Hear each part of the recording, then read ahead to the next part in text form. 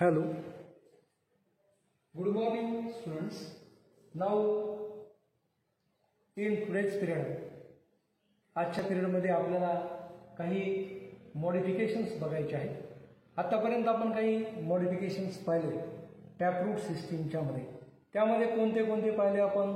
Conical route, कोनच्या सारखं मेहंदी कोन असतो ना तसं आपल्याला गाजराच्या मध्ये एक स्ट्रक्चर मिळतं, डाउकस कॅरोटा असं त्याचं नाव. त्यानंतर आपण जो मुळा पाहिला, मधल्या बाजूला सोलन पार्ट आणि दोन्ही बाजू त्याच्या ह्या टॅपरिंग होत गेलेल्या, त्याला आपण फॅसिक्युलेटेड, त्याला फ्युजिफॉर्म रूट असं आपण म्हणालो.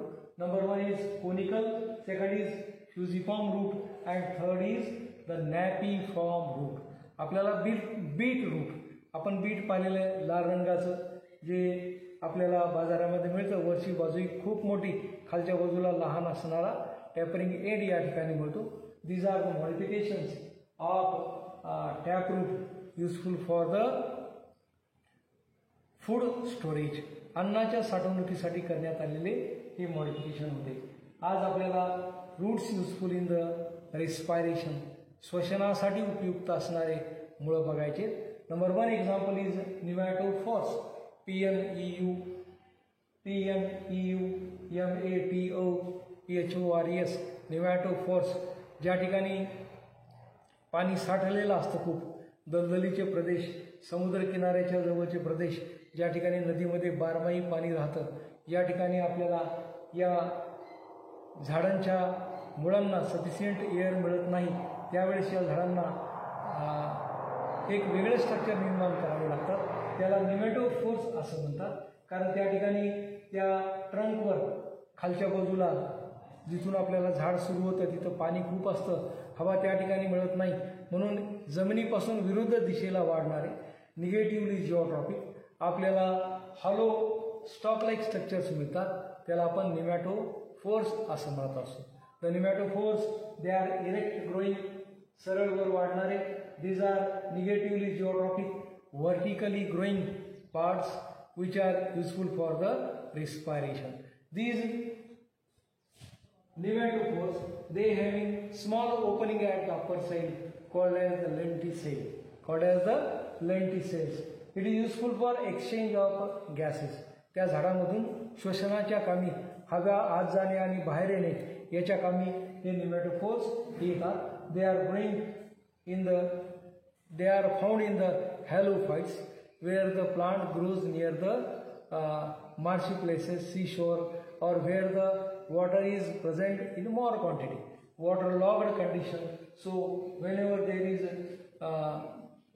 when the plants are unable to take air, so this type of nematophores they are useful.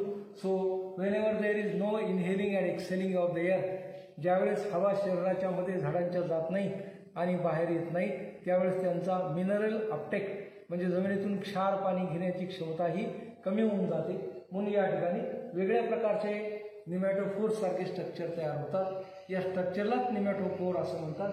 These are the hollow stalk like structures which having upper side pores, त्याच्या वरच्या बाजूला पोअर्स असतात, छिद्र असतात. आणि आपल्याला दीज type of modification is useful for the respiration. Now we can go toward the another type, that is the adventitious root, and there are certain modifications made for the food storage.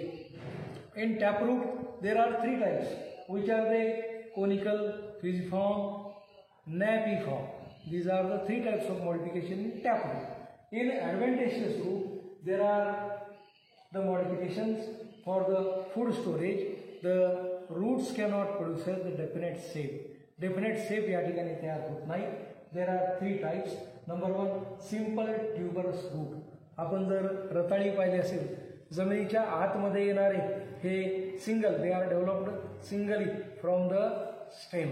खालच्या बाजूला ते single अपीअर होतात.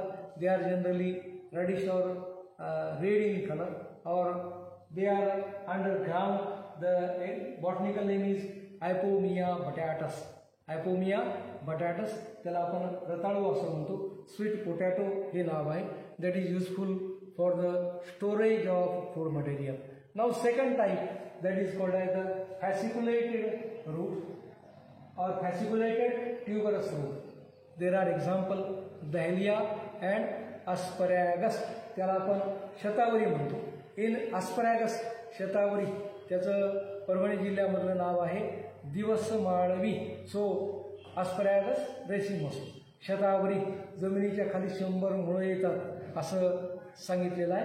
asparagus, the stem is present at upper side, at lower side the roots they are produced, they are many in number, so swollen parts they are present, they are produced in clusters at the base of the stem, they are useful for food storage.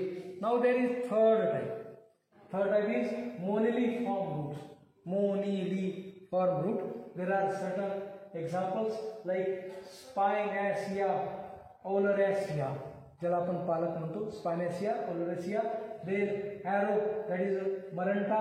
Then आंबा हळदी, हळदीचा एक प्रकार, आंबे हळद किंवा आंबा हळदी. Curcuma amada. So there is bead like, मण्यांचा सारखा, जसे मणी असतात माळेमधले मणी असतात त्यासारखा बीडेड अपीरन्स डेफिनेट इंटरवलला आपल्याला मिळतो. त्याला आपण मोनिलिफॉर्म रूट्स असं म्हणत असतो. So here the 3 types, the modifications are in different type. Simple tuberous, fasciculated tuberous and moniliform roots. These are the modification for the food storage. Now see here, there are another type of modification. They are useful for mechanical support.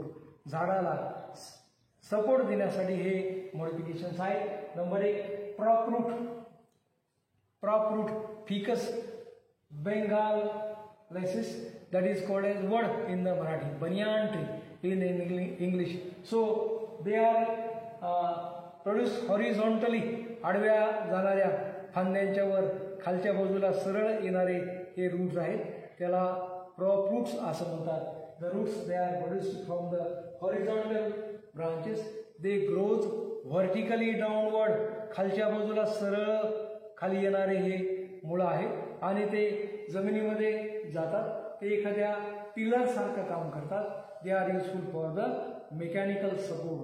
They are useful to keep the plant in proper position. झाडाला proper position मध्ये ठेवण्याच्या कामी ते येतात. They act like the pillars and they are useful for the mechanical support. Now there is another example called as stilt root. आपल्याला साधारणपणे या जवारच्या मध्ये, मक्यामध्ये, गवतांच्या मध्ये या खालच्या मुळांच्या बाजूला किंवा वरच्या बाजूला वेगळ्या प्रकारचे सर्क्युलर मॅनरमध्ये असणारे रूट मिळतात. याला आपण स्टिल्ट रूट असं म्हणतो. दे are produced in circular manner on the lower sided nodes and they penetrate in the soil. They are useful to keep the plant in erect position. झाडाला सरळ वर ठेवण्याच्या कामी हे मुळे कामी येतात, कारण यामध्ये खालच्या बाजूला रूट नाही आहेत. सो दे नीड्स ॲडिशनल सपोर्ट. सो स्टिल्ट route they are useful for the additional support. Example मेज, जवार, शुगर केन. मक्यामध्ये, ज्वारीमध्ये, आपल्याला ऊसामध्ये या प्रकारचे ॲडिशनल सपोर्ट देणारे रूट मिळतात. त्याला स्टिल्ट रूट असं म्हणतात. पोयासी फॅमिली आहे, ग्रासेसची फॅमिली, त्याच्यामध्येही आपल्याला या प्रकारचे रूट मॉडिफिकेशन मिळतात. आपण जर पाहिलं तर केवडा, पॅन्डॅनस, खालच्या बाजूला रूट्स तयार होतात. केवड्याच्या झाडामध्ये आपण केवड्याची फुलं पाहिली असतील, केवड्याच्या झाडामध्ये खालच्या बाजूला रूट्स तयार होतात. They are produced at the lower side. There are multiple root caps are present in this type. So these are the modifications made useful for the mechanical support. Now there are certain questions we have to write at home on the special notebook. आपल्याला त्या नोटबुक्सच्या मध्ये ते लिहायचे आहे. They are describe taproot and adventitious root with suitable example. Taproot and adventitious root with suitable example. It carries 4 marks. त्याच्या वेगळ्या वेगळ्या प्रत्येकाची वेगळी आकृती काढून त्याची माहिती आपल्याला राहायची. Describe taproot and adventitious root with suitable example for 4 mark. Then second question, draw and describe taproot modifications. Taproot modifications, that it carries 6 mark, means 2 mark for each modification. प्रत्येकला 2-2 mark आहे. Then the third question, describe the nematophores and the stilt root, that carries the 4 marks. You can write these question and answers at your home on the separate notebook. Thank you.